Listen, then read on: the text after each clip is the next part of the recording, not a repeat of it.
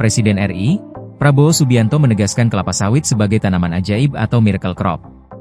Pernyataan itu disampaikan dalam pidato Rapat Koordinasi Nasional Pemerintah Pusat dan Daerah, Rakornas, 2026 di Sentul, Bogor, Senin, 2 Februari 2026.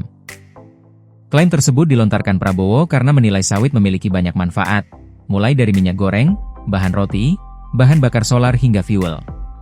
Secara tak langsung, kelapa sawit merupakan komoditas strategis untuk dipertahankan.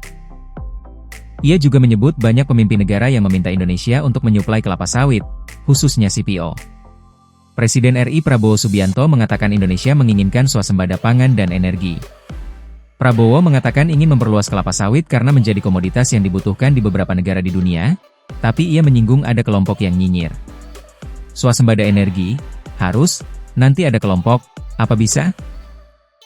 Bisa, kita sudah hitung, kita punya kelebihan-kelebihan luar biasa, kata Prabowo di Rakornas Pemerintah Pusat dan Daerah tahun 2026 yang digelar Kemendagri di Sentul, Selasa, 2 Februari 2026. Kenapa kelapa sawit bagi saya katakan itu miracle crop? It is a miracle crop, ada kelompok nyinyir. Kenapa kelapa sawit? Loh Prabowo mau bikin kelapa sawit? Iya untuk rakyat Indonesia, kata Prabowo menjelaskan ada sejumlah kelompok yang mempertanyakan kebijakan tersebut. Menurut dia, kelapa sawit banyak dibutuhkan oleh sejumlah negara di dunia karena tidak hanya berfungsi sebagai bahan baku minyak goreng, tetapi juga untuk berbagai kebutuhan lainnya. Ia lalu bercerita bagaimana sejumlah negara membutuhkan kelapa sawit dari Indonesia. Karena kelapa sawit itu tidak hanya untuk minyak goreng. Saya ke dunia, keliling-keliling, hampir semua pemimpin negara minta ke saya, kami mohon Indonesia tolong, suplai kelapa sawit CPO. Saya ke Mesir, saya ke Pakistan, saya ke Rusia, saya ke Belarus, di mana-mana, tolong kelapa sawit, katanya. Sebab, menurut Prabowo, kelapa sawit dapat digunakan untuk memenuhi berbagai macam kebutuhan derivatif, seperti cat dinding makanan, roti, sabun, hingga solar. Sabun, berapa miliar rakyat dunia harus mandi tiap hari? Kecuali yang malas mandi, kadang-kadang pasukan komando mandinya sekali 2 minggu kalau di hutan gak boleh mandi, katanya.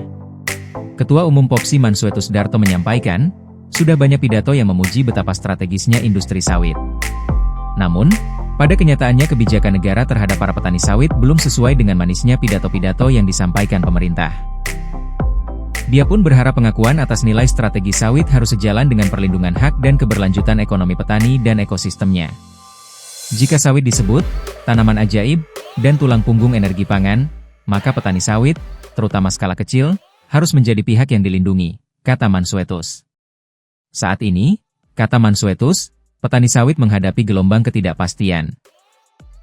Popsi mencatat situasi perkelapa sawitan rakyat saat ini semakin kelam karena praktik sita-menyita, kebun dan hasil sawit yang kerap berlangsung tanpa dialog dan tanpa penyelesaian komprehensif.